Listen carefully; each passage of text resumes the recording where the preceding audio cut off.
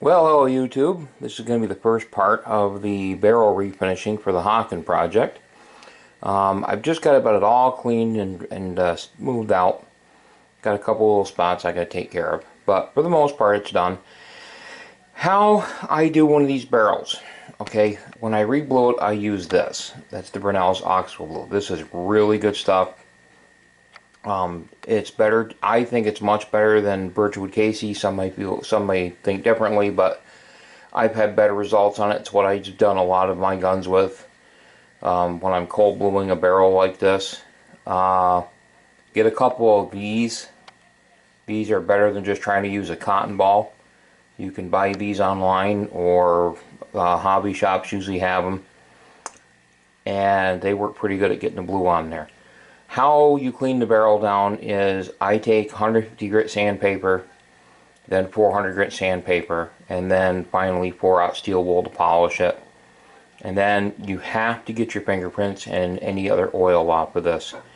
You can use a degreaser. I have found that Windex with ammonia, go over it, works really well. I've had no issues with it since I started using that. And it's worked really well. So the next time you're going to see it, now when you're doing a barrel like this, I love muzzleloading. When he just did the Hawkens that he's done, has a pretty good video on how you do this. You stand it at one end, and because it's an octagon barrel, you do one flat at a time. Just go up, and don't go up and down and back. Go down, go in one direction, and just keep going in that one direction. It may take you 3 or 4 coats to get the barrel to where you want it. But once you start, you get 3 or 4 coats, and make sure you do 3 or 4 coats for each flat. And then you'll be surprised at how good it comes out. And this stuff works really well. It works pretty fast. So the next time you'll see this, it'll have been pretty well done.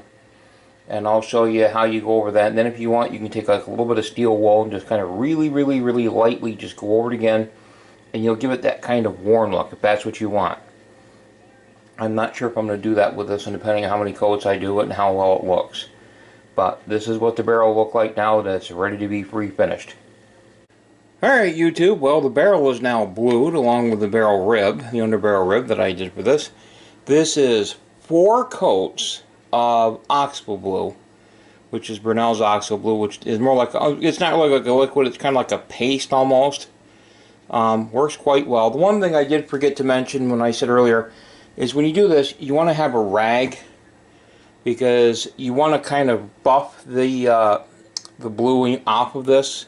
Let it sit for a couple minutes and kind of soak in a little bit, and then just rub this off and buff that off of there. That's what helps polish it up and gives it this kind of nice look to it. It's not 100% perfect, but that's not what I was going for. So it did come out good, come out fairly well. So the next step is to start working on the sights, the front sight. And I'm going to have to shim that rear sight to put that in, because that other sight that I got doesn't quite fit in there. It's close, but not perfect. So I'm going to have to shim that sight. But that's the next step. The stock is pretty much done.